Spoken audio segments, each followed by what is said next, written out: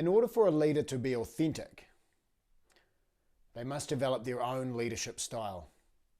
Not copy others, not pretend to be someone else, putting on a face, or trying to live up to the values and purpose of another person. It can be easy to look at famous people, leaders from history, leaders from our current times, people that we aspire to, and think, well, if only I could be like them.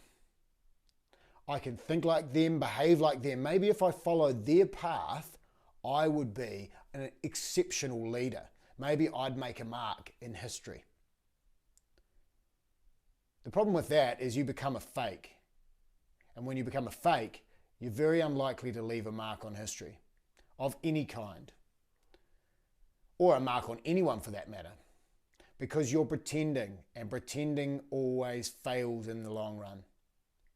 Only when you're genuine to yourself will you be able to lead yourself on a journey, let alone anybody else. So, what is equally the same in all authentic leaders? What do they all have? And there are a few things that I've identified. And the first, and the most important, is the ability to know yourself, who you are and what you stand for, where you're going and why. And that comes down to self-awareness. Self, you, tuning into you, who you are, what you stand for.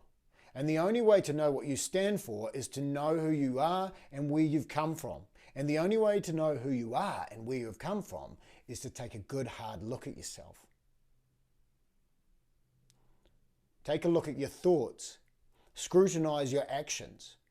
Look at your past history. Look at what has brought you to where you are right now as a person and as a leader, and you'll be able to start to see a pattern emerging. From that pattern, you'll be able to gather what your strengths are. You may have a few of them. 1, 2, 3, 4. You could have even 5 really strong key strengths, but most people have 1 or 2. You'll also be able to identify your weaknesses. And there might be quite a few of those as well. And the thing is, a really authentic leader knows their weaknesses. They know their shadow side. They know their blind spots. And it is these blind spots that tend to trip us up. It's all well and good to have strengths and be channeling those in a direction. Yet, the thing is that one weakness alone can be enough to derail the entire situation. It only takes one large rock on the railroad tracks of your life to derail you completely and flip you off the side of the tracks.